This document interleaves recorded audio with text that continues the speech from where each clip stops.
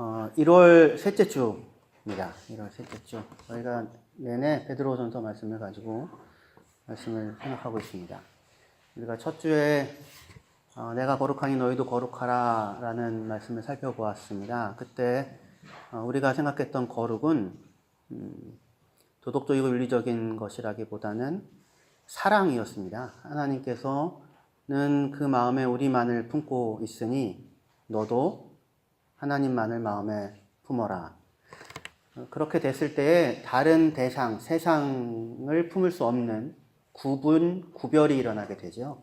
그래서 본래 거룩의 뜻이라고 하는 구별과 구분이 그렇게 하나님을 사랑하기 때문에 자연스럽게 일어나는 것이었습니다. 그런데 하나님을 사랑하기 때문에 세상을 따르지 않는다라고 하는 문제가 생깁니다. 그래서 세상과 충돌을 하게 되죠. 세상과 충돌을 하기 때문에 고난이 발생합니다. 그런데 그 고난은 영광으로 이어지는 연단이다라고 하는 것이 베드로전서의 시각이었습니다. 그것이 이제 첫 번째 우리가 살펴봤던 것이고요. 지난 시간에는 그 선택받은 흩어진 나그네라고 해서 우리가 하나님께 선택받았다고 하는 확고함과 흔들리지 아니하는 근거를 가지고 있는데 동시에 그 선택받았다 하나님의 백성이다 라고 하는 것으로 인하여 우리가 살아가는 이 인생길이 그냥 다만 살아가는 것이 아니라 도달해야 할 목적지가 있는 삶이 된다. 그래서 나그네길이 된다라고 했습니다. 근데 나그네길이라고 하는 전망을 갖게 될 때 우리는 삶에 대해서 전혀 다른 시각을 갖게 된다라고 했어요. 그런데 다만 유한한 우연적인 나그네가 아니라 흩어 뿌려진 나그네라고 해서 하나님의 목적과 계획을 가지고 이 자리 오늘 이 시간 이 킬에 저희들을 놓으셨고 그리고 그를 통하여 하나님께서 우리 안에서 행하실 일이 있고 우리를 통하여 하실 일이 있다라고 하는 것이 우리가 살펴봤던 내용이었습니다. 오늘은 이제 한 걸음 더 나아가서 그리스도인을 특징 짓는 가장 중요한 요소가 무엇인가? 물론 사랑이라고도 할 수 있고 믿음이라고도 할 수 있는데 사랑이라고 하면 도대체 어디에 무엇 때문에 이루어지는 사랑? 또 믿음이라고 하면 도대체 무엇을 믿는 믿음이냐 이렇게 물어볼 수 있잖아요. 그럴 때 오늘 우리가 중요하게 살펴보려고 하는 것은 우리의 정체성을 규정할 때에 우리는 예수 그리스도의 부활을 믿는 사람이다. 우리는 부활을 믿는 사람이다 라는 것입니다. 부활을 믿는 사람과 부활을 믿지 않는 사람은 삶이 다르겠지요. 정말로 믿는다면. 다르지 않겠습니까? 죽고 끝나는 것이 인생의 전부다라고 생각하는 사람과 그게 아니라 죽고 끝나는 게 아니고 모두 하나님 앞에 그리스도의 심판대 앞에 서게 될 것이고 그리고 각 사람이 행한 대로 심판을 받고 받게 될 것인데 그런데 그래서 예수를 믿는 믿음으로 하나님의 자녀로 이 땅을 살게 된 사람은 영원한 하나님 나라에서 영생을 누리게 될 것이다. 그렇지 아니한 자들은 영벌 가운데 처하게 될 것이다. 라고 하는 것을 믿는다면 그의 오늘 이 땅에서의 삶은 그것을 믿지 않는 사람과는 다를 것입니다. 달라야 마땅할 것입니다. 다만 죽고 나서 심판이 있다라고 하는 것이 아니라 우리의 기독교 복음은 부활이 있다라고 얘기를 합니다. 근데 그 부활이 있다고 할 때 그 부활은 죽고 나서 다시 산다라는 형태의 부활이 아니라 예수를 믿는 순간 이미 그 사람 안에 새 생명이 시작되었다. 거듭났다. 새로운 생명으로 태어났다라고 하는 의미에서 부활을 이야기합니다. 그러니까 죽고 나서 누가 알겠습니까? 죽어봐야 알지. 그러나 죽어봐야 알지의 그 문제가 아니라 우리 기독교 복음이 얘기하는 것은 부활이 죽어봐야 아는 게 아니고 이미 역사 가운데 이미 일어났고 예수 안에서 일어났고 예수님 정말 부활하셨잖아요. 예수께서 다시 살아나셨는데, 근데 그 부활이 예수님 안에서만이 아니라 예수를 믿는 예수의 십자가의 용서와 그리고 하나님의 구원을 믿는 그 사람들의 존재의 삶 가운데에도 이미 그 부활의 새 생명이 시작되었다라고 하는 것. 그것이 기독교 복음이 이야기하는 아주 중요한 내용입니다. 그래서 오늘 말씀의 제목이 부활의 복음과 성령이에요. 부활의 복음과 성령. 그래서 이 부활의 복음에 대해서 좀 살펴보고, 그리고 마지막에 그 부활을 가능하게 하는 성령에 대해서도 좀 말씀을 찾아보려고 합니다. 보통은 기독교 복음하면 십자가의 복음이죠. 우리가 알고 있는 복음은. 십자가의 복음은 어떤 메시지가 있습니까? 우리를 사랑하신다, 우리를 용서하셨다. 그죠? 근데 부활은요? 다시 묻겠습니다. 십자가는 여러분에게 어떤 의미가 있습니까? 하나님께서 나를 사랑하신다, 하나님께서 나의 죄를 씻으시고 용서하셨다 라고 하는 게 있잖아요. 그게 대답이 나오죠. 그런데 부활은 여러분에게 어떤 의미가 있습니까? 그러니까 생각보다 우리는 십자가의 복음에 대해서는 많이 듣지만 부활에 대해서는 부활절에 듣죠. 부활 찬양도 부활절에만 하게 되고, 정작 부활에 대해서 저도 이렇게 찬송가를 부르려고 찾아봤는데 부활절 그 찬양 말고는 별로 찾기가 힘들더라고요. 그리고 부활절 찬양에서의 그 찬양은 대부분 예수님이 부활한 그 사건에 대한 찬양들이지 우리의 일상에서 느껴지는 부활 생명 이런 형태는 또 그리 많지가 않더라고요. 그럴 수밖에 없는 것이 십자가의 용서라고 하는 거는 우리도 이 땅을 살면서 죄도 짓고 또 용서를 경험하기도 하잖아요. 그리고 아주 가끔은 용서를 하기도 하죠. 우리가. 예. 그러니까 용서는 우리가 그래도 그나마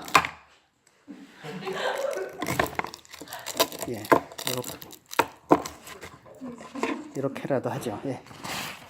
용서는 그나마 우리가 경험하는 거잖아요. 살면서. 그렇지 않습니까? 죄도 경험하고 용서도 경험하고. 그래서 이게 또 사랑도 좀 경험하고. 그래서 이게 우리에게 실감나게 다가오는 편입니다. 그래서 십자가의 복음 하면 나를 사랑하사 나를 위하여 자기 자신을 내어주신 하나님의 아들, 그분이 나를 사랑하셨구나, 나를 용서하셨구나. 그렇게 말 안 듣는데도 또 찾아오시는구나. 뭐 이렇게 이제 탕자도 받으시는구나 등등으로 우리가 이제 그 은혜를 받고 실감나게 느낄 수 있잖아요. 그런데 예수의 부활의 복음, 그가 부활하셨다. 그리고 우리가 새 생명이 우리 안에 이미 시작되었다라고 하는 거는 별로 실감나게 잘 못 느끼게 되는 것 같아요. 왜 그러냐면 여러분들 혹시 죽은 사람 살아나는 거 보셨습니까? 곁에 좀 있나요? 친척분 가운데? 저희 외할머니가요, 돌아가셨다가, 가사 상태죠. 돌아가신 줄 알았는데, 초가집이 이렇게 있고 사람들이 가득 차 있더랍니다. 문을 열고 이렇게 들어갔는데, 여기 자리 없다고 당신 가라고. 그래가지고 깨어나셨어요. 저희 외할머니가. 부활하신 겁니까? 그거는 아니죠. 부활하신 건 아니에요. 가끔씩 이런 걸 보긴 합니다만 그건 부활은 아니잖아요. 근데 이것도 보기가 어렵죠. 서로 예수님께서 이제 죽은 자를 살리기로 했잖아요. 나사로 같은 경우에. 하지만 그것도 부활은 아니에요. 진정한 의미에서. 왜냐하면 나사로는 살아났다가 다시 죽었잖아요. 그러니까 이런 예수님의 부활과 같은 다시는 사망이 그 사람을 건드리지 못하는, 죄와 사망이 절대로 그것을 주관하지 못하는 그런 형태의 완전한 새 생명으로의 태어나지 않습니까? 예수님은. 근데 이거는 우리가 성경을 통하여 들었고 믿음으로 확인하는 바이지 우리가 경험하는 것은 아니라고요. 그리고 또 한편 믿음으로 우리는 예수께서 부활하셨다라는 걸 믿잖아요. 그러면 그것이 예수에게만 일어난 일이 아니라 우리에게도 뭔가 새로운 생명이 시작될 수 있겠구나 라고 하는 증거로 그걸 받아들일 수 있지 않겠습니까? 그 성경도 계속 그걸 얘기하고. 그런데 여러분들은 이제 그 새 생명이 시작되었다라고 하는 것을 살면서 경험하고 느끼시느냐 이겁니다. 그렇게 확실하지는 않잖아요. 여러분들 가운데 성령이 계십니까? 예. 제가 이렇게 물을게요. 여러분들은 예수님이 그리스도임을, 예수님이 구원자이심을 믿으십니까? 예. 예라고 하신 거죠? 예. 아니요라고 하신 건 아니죠. 이거는 우리가 그 고백을 한다고요. 구원자이심을. 그런데 성령이 우리 안에 거하십니까? 라고 물어보면 잘 대답을 못 합니다. 그런데 성경에는 성령이 그 안에 거하시지 않으면 그 사람은 그리스도의 사람이 아니다라고 얘기합니다. 그리고 성령으로 하지 않고는 아무도 예수가 주님이라고 고백할 수 없다고 합니다. 그래서 이게 순환 논리가 발생합니다. 예수가 그리스도라고 고백하십니까? 그럼 당신은 성령이 임한 것입니다. 왜냐하면 성령이 임하지 않으면 아무도 그리스도를 주라고 고백할 수 없기 때문이죠. 그래서 그냥 그렇지 예수를 믿으니까 성령이 있나 보다 이렇게 생각을 합니다. 근데 이게 굉장히 그래서 참 답답한 거예요.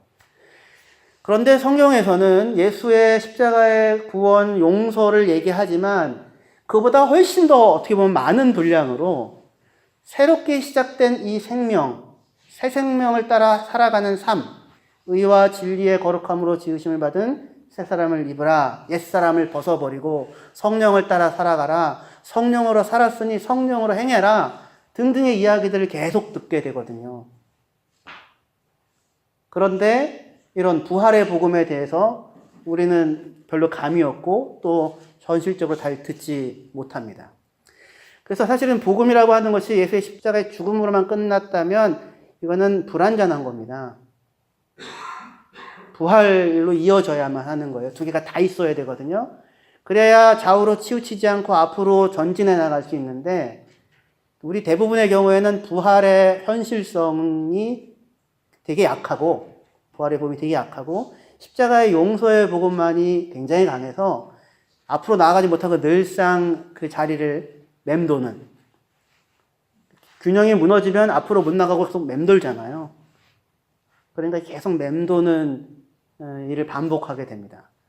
그 속에서도 예수께서 나를 사랑하사 나를 위하여 십자가를 지셨으니 나는 그래도 용서받았다. 여기를 확인하는 것 말고는 별 새 생명을 살아가지 못하는 이런 안타까움이 있게 되는 거죠. 그래서 오늘은 이 기독교 복음이 또 이 베드로를 전서를 통하여서 또는 성경 전체를 통하여서 성경이 얘기하는 부활의 복음에 대해서 조금 살펴보려고 합니다. 조금. 오늘은 이 왁구를 짜는 그 시간이고요. 다음 주에 예고편을 미리 말씀드리자면 부활을 믿는 사람, 그 사람은 어떠한 형태로 현실적으로 구체적인 삶에서 살아가게 되는가라고 하는 부분을 다음 주에 살펴볼 거예요. 오늘은 부활 신앙에 대해서 좀 살펴보려고 합니다. 2절을 같이 좀 읽어볼게요. 베드로전서 1장 2절이요. 같이 읽겠습니다. 시작. 곧 하나님 아버지의 미리 하심을 따라 성령이 거룩하게 하심으로 순종함과 예수 그리스도의 핏부림을 얻기 위하여 택하심을 받은 자들에게 편지하노니 은혜와 평강이 너희에게 더욱 많을지어다. 하나님 아버지의 미리 하심을 따라 성령이 거룩하게 하심으로 순종함과 예수 그리스도의 핏부림을 얻기 위하여 택하심을 받은 자들 이렇게 얘기하고 있어요. 그러니까 하나님께서 우리를 미리 아셔서 하나님은 미리 아십니다. 우리는 미리 알지 못하는데 하나님 미리 아시고 선택하셨어요. 목적이 뭐냐면 순종을 위하여 핏부림을 위하여 두 가지가 목적입니다. 그런데 이거는 무엇을 통해 발생하냐면 성령이 거룩하게 하심으로 순종이 생기고 핏부림이 의미를 갖게 되는 겁니다. 성령을 통하여 일어나는 일이에요. 순종과 핏부림이라고 했는데 사실 이거는 같은 말입니다. 그러니까 두 말을 써서 하나의 개념을 표현하는데, 피를 뿌린다고 하는 거는 약속, 계약을, 언약을 맺는다는 거거든요. 그래서 하나님, 저는 하나님의 백성으로 순종하고 살겠습니다 라고 하나님의 백성이 대답하면, 하나님은 나는 너희의 하나님이 되어줄게, 이렇게 약속을 하는 겁니다. 그렇게 약속을 할 때 피를 뿌림으로 계약을 성립시켜요. 그러니까 순종하는 하나님의 백성, 같은 이야기가 되는 거죠. 그런데 잘 생각해 보십시다. 여러분들뿐만 아니라 저도 마찬가지입니다. 우리들은 어떻게 순종의 자식이십니까? 그러니까 잘 순종하십니까? 하나님께 매사에 순종하시나요? 우리 청소년부 친구들은 부모님의 말씀에 잘 순종하십니까? 가끔씩 순종해? 아니면 가끔씩 안 들어? 가끔씩 안 들어. 그 가끔이 굉장히 애매한 겁니다. 가끔이. 근데 한 번 말해서 잘 안 듣죠? 네, 두 번, 세 번. 인내심을 가지고 이렇게 얘기를 해야지 되는데, 그래도 들으면 대단한 거죠. 어딥니까, 그게? 이제 순종의 자식, 사람은 사실은 누구 말 듣는다는 게 제일 힘듭니다. 목사 말도 안 듣고요, 엄마 아빠 말도 잘 안 듣습니다. 사람은 누구의 목소리를 듣고 사냐면 자기 목소리를 듣고 살려고 합니다. 이게 아주 근원적인 사람의 적이에요. 그래서 하나님의 말에 순종하는 것도 내가 생각할 때 옳다, 그래서 따르는 거지, 자기 말에, 자기 판단에 순종하는 거지, 하나님께 잘 순종을 하지 않습니다. 부모가 이렇게 얘기를 하는데 내 판단에는 다른 것이 옳다라고 생각하면 그거 따라가게 되는 거잖아요. 그런데 순종이 목표예요. 이게 굉장히 누가 내게 말해주면 그 말을 듣고 순종할 수 있는 대상이 있다고 하는 것이 굉장히 귀한 겁니다. 저는 정말 청소년기 때 고개를 안 숙이고 다녔습니다. 그러니까 이제 길을 가다가 공사 같은 걸 해가지고 이렇게 이 빨간색 천으로 막아놓는 그런 거 있잖아요. 그러면은 이제 거기를 근데 제가 지나가야 되는 일이 있어요. 그러면 그거를 뛰어넘던지 이렇게 들고 가는데 고개를 숙이고는 가지 않으려고 하는 그런 시절이 있었습니다. 그런 시절이. 누구에게 고개 숙이지 않는다. 이게 뭐 자랑인 거죠. 예, 그러다가 부끄러운 일도 많이 겪었지만 어쨌든 그건 어리석은 거죠. 아직 아무것도 모르는 거죠. 그런데 지금은 어머니가 슈퍼맨 그려져 있는 빨간색 옷을, 티셔츠를 사가지고 와서 너 이거 입었으면 좋겠다고 하면은 입을까요? 안 입을까요? 예, 입게 된다고요. 예. 물론 제발 그러지 마십시오. 그럴 수 있는, 그 하면 그 말을 내가 기꺼이 들을 수 있는 어떤 대상이 있다고 하는 것, 온 마음으로, 굉장히 행복한 겁니다. 그리고 굉장히 성숙한 거고요. 정말로 사랑하는 거죠. 근데 순종의 자식, 순종은 핏부림을 통해서 가능해져요. 예수의 십자가와 부활을 통하여 순종이 발생할 수 있습니다. 무슨 얘기냐면 이래요. 핏부림은 한편 언약을 체결하는 하나님 백성 삼는 것이긴 하지만 동시에 우리 죄를 위한 희생제사라고 할 수 있잖아요. 속죄제사라고. 자, 예수께서 십자가를 지셨죠. 그죠? 무엇 때문에? 우리 죄를 용서하기 위하여. 그거는 다 배우셨죠? 알고 있죠? 그래서 이 부분이 죄가 우리에게 더 이상 요구할 게 없다, 죄가 더 이상 우리에게 힘을 쓸 수 없다가 확보돼야, 다시 얘기해서 우리가 죄의 종된 자리에서 벗어나야 비로소 하나님께 순종하는 일이 가능해지잖아요. 그러니까 죄의 종으로 있을 동안에는 결코 하나님께 순종할 수가 없는 겁니다. 방법이 없는 거예요. 이집트의 바로의 통치 아래 있을 때에는 그냥 그 말을 들어야 하는 거죠. 근데 거기서 나와야 하나님이 명령하시는 말씀에 순종하고 살아갈 수 있지 않겠습니까? 그러니까 순종이라고 하는 것 자체가 다만 우리의 의지의 싸움의 문제가 아니라 결심하고 작정하고 이제 해봐야지. 그래서 작심 삼일을 1년에 100번 하면 그러면은 삶을 바꿀 수 있다. 이런 형태 필요하겠지만 그보다 본질적으로 순종의 자리가 가능해지려면 어디서 벗어나야 되냐면 죄의 종된 자리에서 벗어나야 한다. 근데 죄의 종된 자리에서 벗어나기 위해서 하나님께서 하신 일이 예수 그리스도의 십자가를 통하여 그의 피 뿌림을 통하여 죄의 문제를 해결한 거예요. 용서하시고 죄를 처결하신 것입니다. 그렇게 하여 값을 치르고 우리를 사오셨어요. 죄에서 우리를 구속하셨습니다. 구속하다는 게 값을 치르고 사왔다 이렇게 얘기했죠. 히브리 말로 뭐라고 했습니까? 우리 청소년부? 값을 치르고 사왔다. 파다. 네, 파다. 제 딸입니다. 파다. 파다는 다들 기억하시죠? 뭘 파는지 모르겠지만 파다. 네.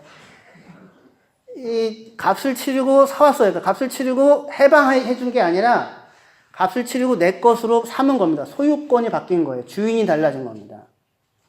죄가 주인이었다가 하나님이 주인인, 예수 그리스도가 주인인 곳으로 옮겨온 거예요. 그래서 비로소 뭐가 요구돼요? 순종이 요구되고 순종이 가능해지는 거라고요. 그러니까 순종을 말하려면 먼저 뭐가 전제되어야 되냐면 예수의 십자가, 죄의 문제의 해결, 용서, 속량, 거기서 값을 치르고 핏값을 치르고 사오는 것이 전제가 되는 겁니다. 그런데 이것만으로는 아직 부족해요. 그러니까 예수의 피가 부족하다는 얘기가 아니라 그런 의미가 아니라 복음이 예수의 십자가의 죽음으로 끝난 게 아니죠.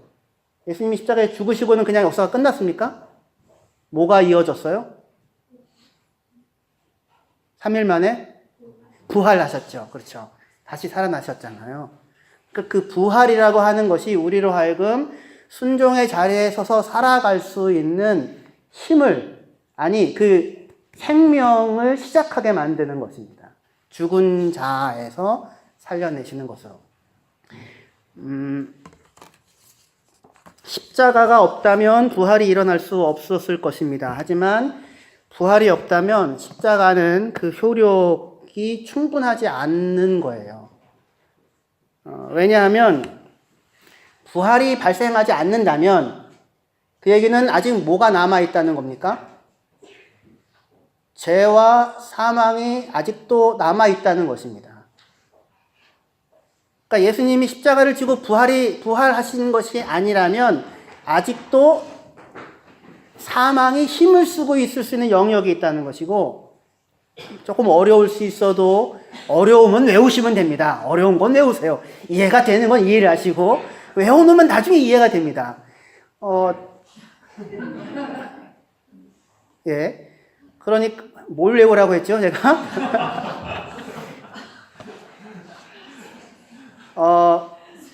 예수님께서 부활하셨는데, 사망이요, 사망. 부활하셨다는 얘기는 뭐가 끝났다는 거예요? 사망의 통치가 끝났다는 겁니다. 부활이 일어나지 않았다는 얘기는 여전히 사망이 작동한다는 것이고, 그건 죄가 아직 해결되지 않았다는 것입니다. 그런데 예수께서 부활하셨다면 그것이 뜻하는 바는 사망이 정복되었고 죄의 문제가 완전하게 해결되었다는 것입니다. 그래서 우리가 자연이라고 느끼는 태어나서 죄짓고 이렇게 저렇게 살다가 방황하고 살다가 결국은 죽는, 이게 자연이고 이게 전부라고 생각되는 이 세상 속에 전혀 다른 한 힘이, 한 능력이, 한 세계가 들어온 겁니다. 부활이라고 하는 거죠. 새로운 창조이지요. 그래서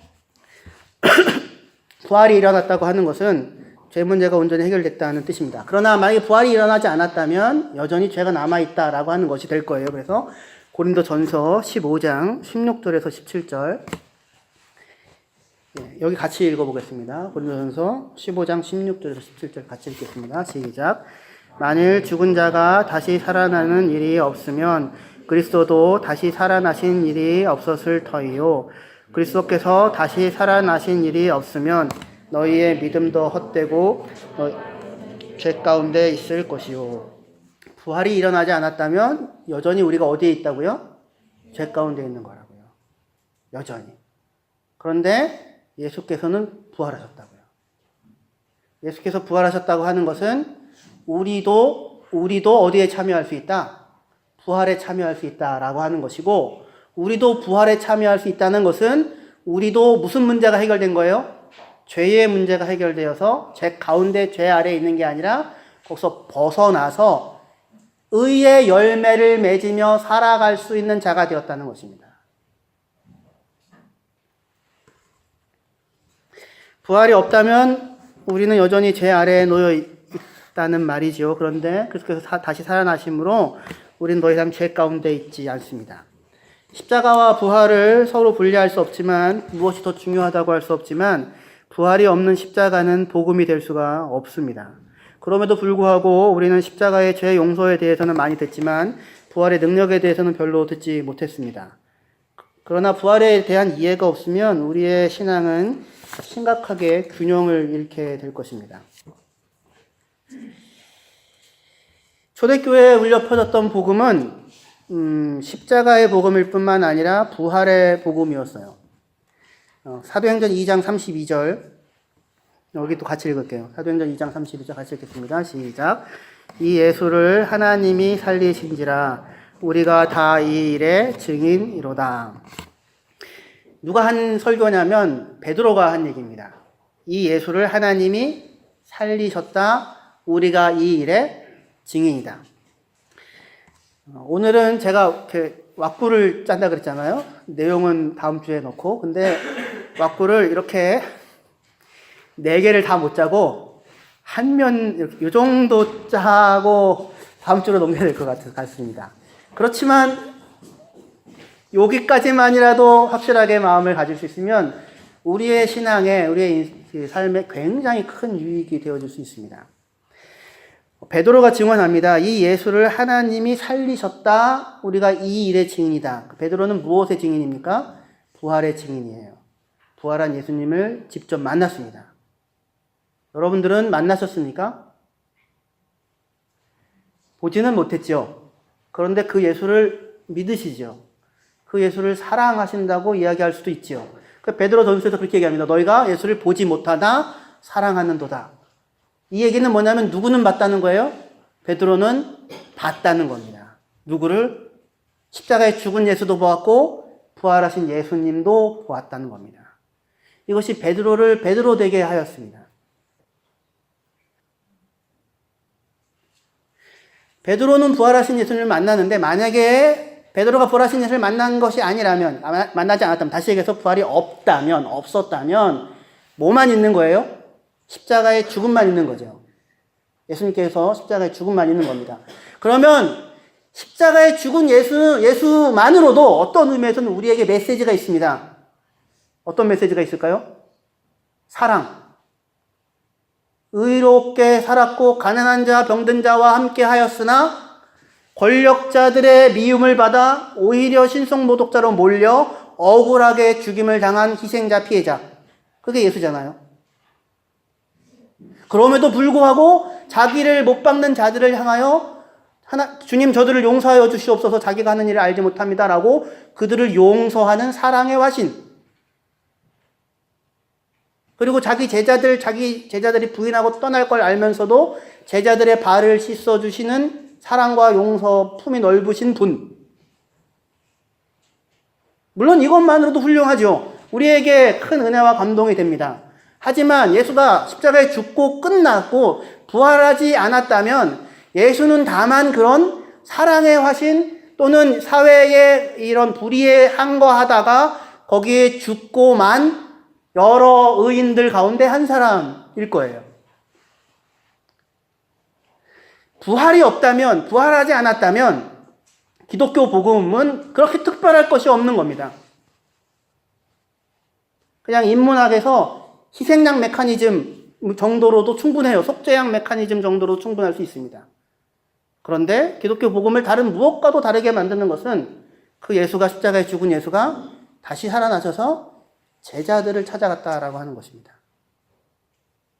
십자가에 죽은 예수가 부활하지 않았다면 제자들은 뭘 했을까요? 우리가 잘 알죠. 예수님을 부인하고 자괴감, 절망감, 분노, 실망감, 그런 제자들이 가만히 있다가 야, 아무리 생각해도 예수님의 사랑을 우리가 전해야 되지 않겠냐? 이래가지고 이야기를 하게 되었다고 생각할 수가 없으며, 서로 그렇다고 할지라도 그들의 메시지는 서로 사랑하고 삽시다 정도 말고는 다른 것이 되어지지 않을, 용서하십시오 말고는 다른 것이 되어질 수 없었을 것입니다. 그런데 그렇지 않았고, 그렇게 실망하고 절망하고 좌절하고 있는 제자들에게 예수께서 부활하신 예수님이 찾아가셔서 어루만지시고 위로하시고 살아계심을 보이시고 확실한 여러 증거들로 자기의 모습을 나타내 주셨습니다. 그죠? 그로 말미암아 이 죄와 사망이라고 하는 이 왁구 말고는, 이것 말고는 다른 어떠한 것도 발생할 수 없는 이 세계 가운데 하나님께서 능력으로 개입하여 마치 이 첫 창조를 이루어내시듯이 우리 안에 구원을 낳는 일을 하신 것입니다. 죽은 자를 살리시고 죄의 권세를 이기시고 사망의 권세를 이기시고 전혀 다른 의와 생명이 지배하는 한 나라를 능력으로 가지고 들어왔다라고 하는 것이 예수의 부활로 우리의 눈으로 볼 수 있는 그런 증거로 나타난 것입니다. 우리가 믿는 복음은 그 복음이에요. 하나님께서 죽은 자 가운데 예수를 살리셨다. 그를 살리셔서 새 생명 가운데 살게 하셨다. 성령으로 말미암아, 성령의 능력으로 말미암아 그 일을 이루셨고 이루어 가고 계시고 이루실 것이다 라고 하는 것이 성경이 우리에게 보여주는 이 부활의 복음의 한 중요한 면모입니다. 이 사실에 마주칠 수 있기를 바랍니다. 이거는 노력하고 힘쓴다고 생기는 게 아니고요. 죽은 자를 살리는 하나님의 생명의 능력이 우리 안에서 생명의 새로운 씨앗을, 감각을 만들어낼 때 생겨납니다. 그리고 그런 자들이 저는 여러분들이라고 생각합니다. 그리고 그런 자들이 하나님을 예배하는 거예요. 그렇지 않은 자들은 하나님을 예배할 수가 없습니다. 어떻게 예배합니까? 생명이 없는데. 생명이 시작되지 않았는데. 어떻게 하나님께 예배합니까? 그건 불가능한 일인 겁니다. 부활하신 예수님께서 제자들을 찾아가 내가 살아났다고 보여주시고 성경을 통하여 증명하시고 믿게 하셔서, 그리고 성령을 주셔서 그들 안에도 새로운 생명이 시작된 겁니다. 하나님이 빚어가시는. 그러니까 우리에게는 다 그 새로운 생명이 시작되어져 있어요. 그것이 지금 뿌리 내리고 있고 자라가고 있습니다. 아직 온전하게 다 펼쳐지진 않았지만 그게 확실히 우리 안에 놓여져 있습니다. 그것이 없다면 우리는 아무것도 일어나지 않은 것이고, 그것이 있다면 새로운 시대가, 새로운 나라가, 하나님의 나라가 우리 안에 이미 들어와서 지금 다스리고 있는 중입니다. 예. 다음 주에는 이 부활 생명을 믿는 사람들은 그러면 이 땅에서 구체적으로 어떠한 모습으로 삶을 살아가게 되는가라고 하는 것을 나누도록 하겠습니다. 기도하시겠습니다.